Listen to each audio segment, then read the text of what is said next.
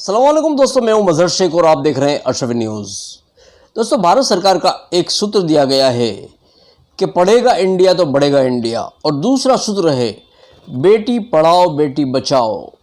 लेकिन मौजूदा दौर में तालीम इतनी महंगी हो गई है कि गरीबों को अपने बच्चों को पढ़ाने के लिए काफ़ी संघर्ष का सामना करना पड़ रहा है।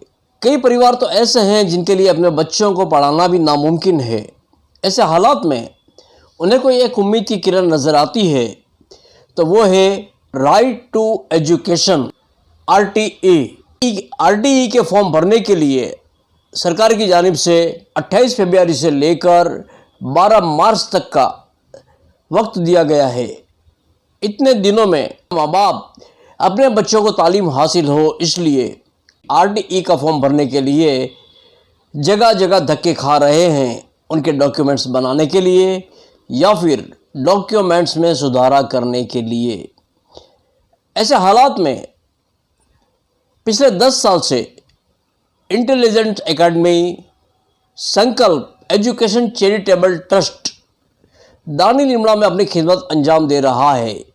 ये ट्रस्ट वालिदीन को किन किन डॉक्यूमेंट्स की ज़रूरियात है, किन डॉक्यूमेंट्स को लाना है, इन सब चीज़ों को समझाकर अपने यहाँ से मुफ्त में किसी भी मज़हब या जाति के भेदभाव के बिना अपनी तरफ से अपना कीमती वक्त निकाल कर लोगों के फॉर्म भर रहा है। साइबर काफ़े में फॉर्म भराने के लिए अगर लोग जाते हैं तो वहाँ उन्हें पैसा देना पड़ता है, लेकिन यहाँ पर यह ग्रुप मुफ्त में 10 साल से अपनी खिदमत अंजाम दे रहा है। હું હર્ષદ પરમાર, ઇન્ટેલિજન્ટ એકેડેમી દાણી લીમડા છેલ્લા 10 વર્ષથી અમે શૈક્ષણિક કાર્યક્રમો કરીએ છીએ। એની સાથે સાથે બીજી કોઈ એક્ટિવિટીમાં અમારે ઇન્ટેલિજન્ટ એકેડેમીનો મુખ્ય ઉદ્દેશ્ય શૈક્ષણિક કાર્યક્રમો થકી સમાજને ઉપયોગી થવાનો છે। એટલે એની અંદર અમે જુદા જુદા શૈક્ષણિક કાર્યક્રમો જેવા કે રાઇટ ટુ એજ્યુકેશન એક્ટ છે, જવાહર નવોદય વિદ્યાલય છે, કોમ્પ્યુટર એજ્યુકેશન છે, પુસ્તક પરબ છે, 10મા અને 12મા ધોરણના જે વિદ્યાર્થીઓ હોય એના માટે માર્ગદર્શનનો બોર્ડની પરીક્ષાનો માર્ગદર્શનનો કાર્યક્રમ છે। આ બધા કાર્યક્રમો અમે વર્ષ દરમિયાન કરતા આવ્યા છીએ। કેટલા વર્ષથી તમે આ સેવા આપો છો? આ કાર્યક્રમ અમે છેલ્લા શૈક્ષણિક કાર્યક્રમો અમે છેલ્લા 10 વર્ષથી કરી રહ્યા છીએ અને એની અંદર અમારી આખી ટીમ છે। અમારી બધા જ અમે બધા નોકરી ધંધા કરી અને પછી આવી અને આ કાર્યક્રમો કરતા હોઈએ છીએ। તમારા કાર્ય જે ચાલે છે એનો મુખ્ય ઉદ્દેશ્ય? અમારા કાર્યક્રમો જે ચાલે છે એનો મુખ્ય ઉદ્દેશ્ય છે સમાજને ઉપયોગી થવાનું। આપણા મહામાનવ ડૉક્ટર ભીમરાવ બાબા સાહેબ આંબેડકર કહી ગયા છે કે શિક્ષિત બનો, સંગઠિત બનો અને સંઘર્ષ કરો। એનું પ્રથમ જે સૂત્ર છે શિક્ષિત બનો, એના ઉદ્દેશ્ય ઉપર આપણી સંસ્થા કામ કરી રહી છે કે મેક્સિમમ લોકોને આપણે ભણાવીએ, ગણાવીએ અને આગળ વધારીએ। કારણ કે શિક્ષણ એ એવું હથિયાર છે કે બ્રહ્માસ્ત્ર છે કે જેના માટે એ જો શિક્ષણ હશે તો એને બીજા કોઈની જરૂર નહીં પડે। એ જ ઉદ્દેશ્ય અને એ જ હેતુને પાર પાડવા માટે અમારી સંસ્થા કાર્ય કરી રહી છે। ઇન્ટેલિજન્ટ એકેડેમીના જે બીજા બધા કાર્યક્રમો છે, જેમ કે આપણે ધોરણ 10 અને 12નો માર્ગદર્શનનો કાર્યક્રમ છે, જે હમણાં ગયા મહિનાની અંદર જ આપણે કાર્યક્રમ પાર પાડ્યો। એમાં 80થી વધારે વિદ્યાર્થીઓ હતા અને અનુભવી શિક્ષકો દ્વારા આપણે એમને માહિતી આપવામાં આવી કે જેથી કરીને એમના વધારે ને વધારે માર્ક્સ સારા એમણે ખેંચી શકે અને જે કંઈ એમની તકલીફો હતી એ દૂર કરી શકે। એના માટે અમે દર વર્ષે આ કાર્યક્રમ કરીએ છીએ, જે ગયા મહિને અમે કર્યો હતો અને 80 વિદ્યાર્થીઓ એમાં ભાગ લીધો હતો।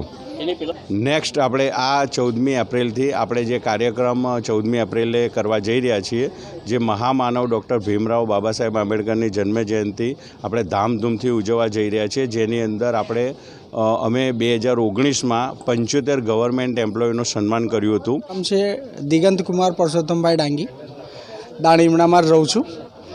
અત્યાર સુધીમાં કેટલા ફોર્મ ભર્યા હશે અને એમાંથી કેટલા બાળકોને એડમિશન મળ્યું હશે? આમ તો જોવા જઈએ ને તો દર વર્ષે અમારી જોડે એપ્રોક્સિમેટ 250થી 300 જેવા ફોર્મ આવે છે, જે જિલ્લા કક્ષાએ અમુક સાયબર કાફેમાં જિલ્લા કક્ષાએ મંજૂર પણ નથી થતા, એ લોકો ધ્યાન રાખતા નથી।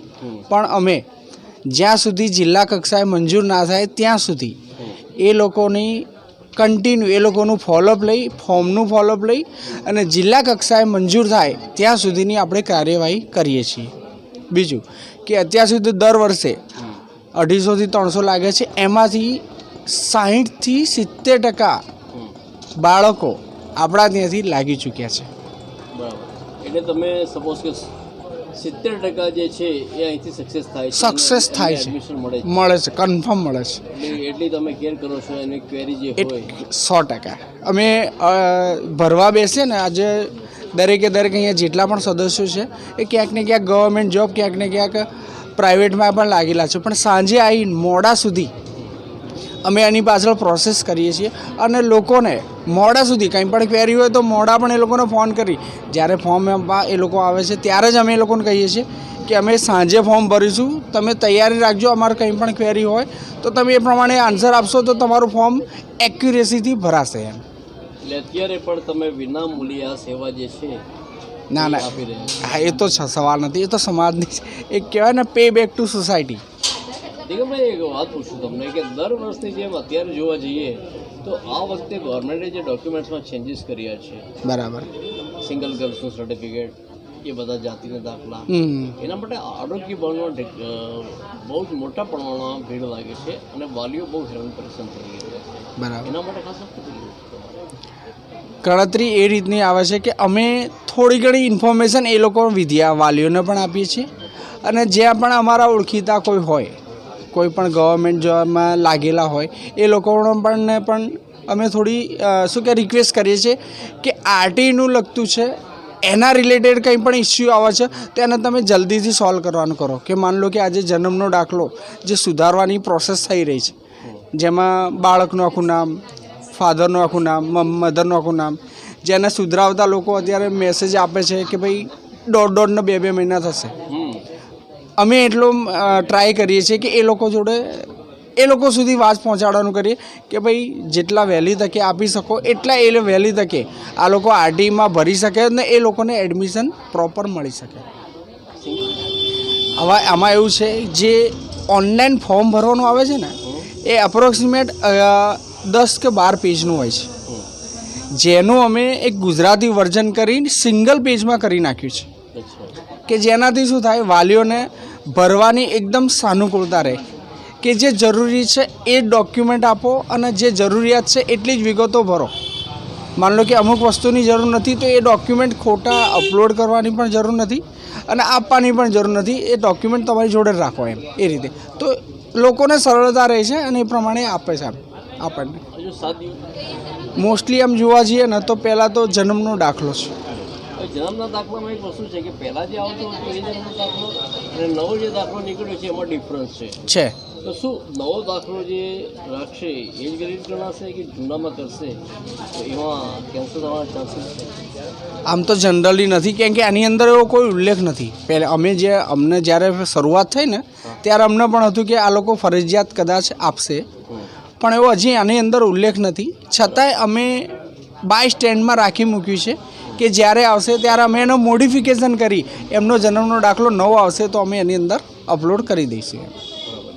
અને બીજા કયા ડોક્યુમેન્ટની જરૂર છે? બીજા એમાં માન લો કોઈ કેટેગરીમાં આવતું હોય, SC ST OBC અથવા જનરલમાં તો કોઈ કેટેગરી નથી આવતી, એ જાતિનો દાખલો જોઈએ છે. પછી બેંક ખાતાની વિગતો બાળકની, મધરની અથવા ફાધરની. જનરલમાં જે આવે છે એમને તો જાતિનો દાખલા જ્યાં કોઈ જરૂર નથી હોતી. પછી આવે છે આપણે આવકનો દાખલો, જે 1/4/22 પછીનો હોવો જોઈએ એવું કે, અને પ્લસ 1,50,000 જે રૂરલ અર્બનની મર્યાદા છે એ પ્રમાણેનો એમાં હોવો જોઈએ. બીજું આધાર કાર્ડ તો એ પ્રમાણે લઈએ છીએ કે જેમાં એડ્રેસ પ્રૂફ તરીકે આધાર કાર્ડ ચાલી શકે છે. એડ્રેસ પ્રૂફ તરીકે ચાલી શકે. ભાડા કરાર કે લાઇટ બિલ ટેક્સ બિલની જરૂર નથી રહેતી. કેમ કે ભાડા કરારોને એ રજિસ્ટર માંગે છે, જેમાં આપણે મકાન ખરીદીએ ને કેવી રીતના દસ્તાવેજ કરાવીએ એ રીતનો રજિસ્ટર માંગે ને જેમાં ખર્ચો વધારે થાય છે. આપણે 1 લાખ 1.5 લાખની આવકવાળા વ્યક્તિઓ આજે ભાડા કરાર કદાચ ભાડેથી રહેતા હોય તો એ લોકો ક્યાંથી એ કરી શકતા હોય? આ વસ્તુ પણ હમણાં નીકળી છે ના, આ 2 વર્ષથી, આ પણ 2 વર્ષથી નીકળી છે. ગયા વર્ષે પણ આનો ઘણો એ થયું હતું, અમે રજૂઆત પણ કરી હતી કે ભાઈ આને તમે હટાવો, કારણ કે લોકો ક્યાંક ને ક્યાંક ગામડેથી અહીંયા અમદાવાદમાં અહીં રહેતા હોય તો એ લોકો ક્યાંથી આ કરી શકે. તો એવા ઘણા લોકો વંચિત રહી ગયા હતા આ આરટીના એડમિશન બાબતે. લોકોને ગવર્મેન્ટ પહેલેથી જ માહિતી આપે છે, જેનો ડેટા એ લોકોએ જાન્યુઆરીના ફર્સ્ટ કે સેકન્ડ વીક સુધી ત્યાં જમા કરાવી દેવાનો હોય છે ડીઓ કચેરીમાં, દરેક જિલ્લા વાઇઝ. અને એ લોકોનો ટોટલી જે આંકડો આવી જાય એના પછી જ ગવર્મેન્ટ આરટીની આટલી માહિતી બહાર પાડે કે આટલી જગ્યા બાકી રહી છે દરેક જિલ્લા વાઇઝ. અત્યારે જે આપણે ફોર્મ ભરીશું તો એના કયા સ્ટેજ આવશે? ધારો કે આના પછી ડ્રો થવાનું છે? હા, આના પછી આજે માન લો કે 12 તારીખ સુધી ચાલશે, પછી એની ડેટ આપી છે કે એ દિવસે એનો ફર્સ્ટ ડ્રો જાહેર થશે. એમાં જેટલા પણ વિદ્યાર્થીઓ લાગી જાય એ લોકોને એમને જે ફોર્મ ભર્યું હોય ઓનલાઈન એ જ લઈ અને ઓરિજિનલ ડોક્યુમેન્ટ લઈને જે તે સ્કૂલમાં જ્યાં એમને સ્કૂલનો મેસેજ આવ્યો હોય એમના મોબાઈલમાં મેસેજ આવી જ જાય છે એ સ્કૂલમાં જઈ એમને એ રજૂઆત કરવાની હોય છે અને ત્યાંથી એક ફીની રિસિપ્ટ લઈ લેવાની હોય છે.